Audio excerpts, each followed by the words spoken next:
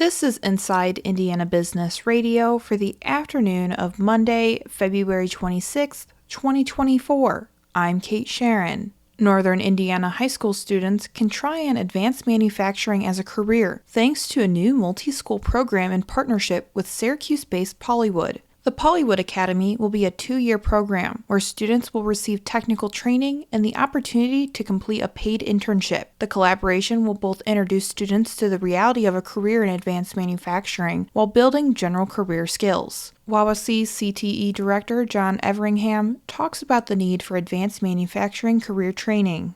Since I've been here in 10 years, we've taken a look at gaps in our programming. We quickly realized that advanced manufacturing, certainly not just in our area, but across the state of Indiana, there's a need for skilled workers.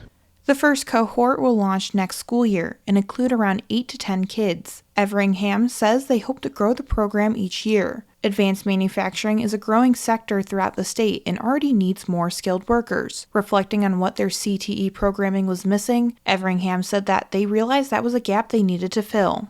Elanco Animal Health Incorporated said Monday it plans to restructure operations, which will result in the loss of 420 jobs. The Greenfield-based maker of vaccines, antibiotics, and other animal health products did not immediately say how many of those job cuts would occur in Indiana, where it employs more than 1,000 people. The company has about 9,000 employees worldwide, according to its website. The move appears to be Elanco's largest downsizing since it cut 900 jobs across 40 countries in 2020, following its $6.9 billion acquisition of German conglomerate Bayer AG's animal health division.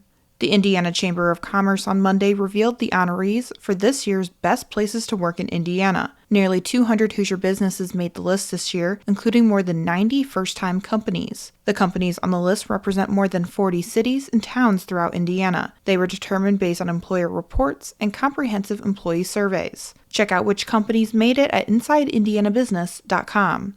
From the number one source for Indiana business news, this is Inside Indiana Business Radio. IBJ Media, Inside Indiana Business, and the Indiana Economic Development Corporation invite you to the Engage Indiana series, presented by CareSource, Indiana University, and Old National Bank. With an unrelenting focus on growing Indiana's economy, we'll dive into each region's unique challenges and distinct opportunities for growth. 9 regions, 1 goal. Indiana's bold future starts here. Discover more and register at ibj.com/engage. Terre Haute-based Hallador Energy Company is planning to idle production at 2 of its coal mines and cut 100 jobs. The company said the move is part of a restructuring of its Sunrise Coal division, meant to, quote, strengthen its financial and operational efficiency. The affected mines are the Friedlandville Center Pit in Knox County and the Prosperity Mine in Pike County. CEO Brent Bilsland said in a news release, the 2 surface mines are among the higher cost mines in the company's portfolio. Bilsland said Hallador will reduce its capital reinvestment for coal production in 2024 by about $10 million. Additionally, he said the company will focus its 7 units of underground equipment on 4 units of its lowest cost coal production. Key lawmakers once balked at bills affecting active lawsuits. Is the default approach dying? IIB's Alex Brown has the story. A common phrase in an Indiana legislative committee room and on a chamber floor, pending litigation, is increasingly said to little effect. Open lawsuits are off limits to some lawmakers, while others consider the unwritten ban on legislative interference an unnecessary barrier to policy goals.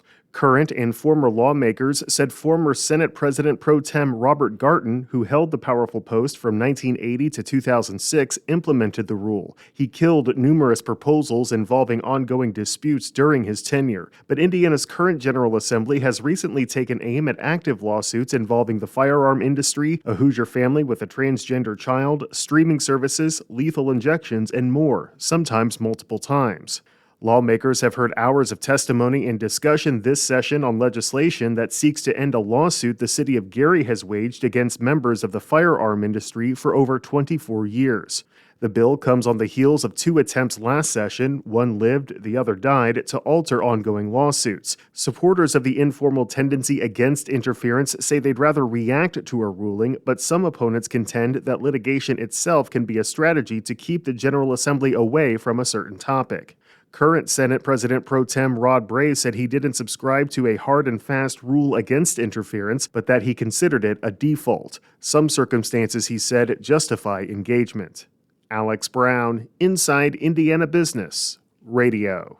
Terre Haute-based Hamilton Center Incorporated is partnering with St. Mary of the Woods College on a new scholars program that will offer reduced tuition to employees of the behavioral health services provider who want to pursue degrees tied to healthcare or administration. The HCI Scholars Program aims to meet the high demand for mental health professionals. The tuition discounts are 20 or 40% depending on the field of study. The fields include master's degree programs in clinical mental health counseling, business administration, leadership development, and healthcare administration. This year looks to be a much better one for the U.S. economy than business economists were forecasting just a few months ago, according to a survey released Monday. The economy looks set to grow 2.2% this year after adjusting for inflation, according to the National Association for Business Economics. That's up from the 1.3% that economists from universities, businesses, and investment firms predicted in the association's prior survey, which was conducted in November. It's the latest signal of strength for an economy that's blasted through predictions of a recession. High interest rates meant to get inflation under control were supposed to drag down the economy. The thinking went, high rates put brakes on the economy, such as by making mortgages and credit card bills more expensive, in hopes of starving inflation of its fuel.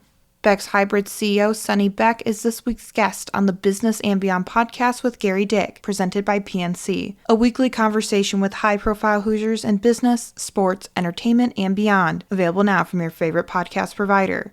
I'm Kate Sharon for Inside Indiana Business, Radio on Demand.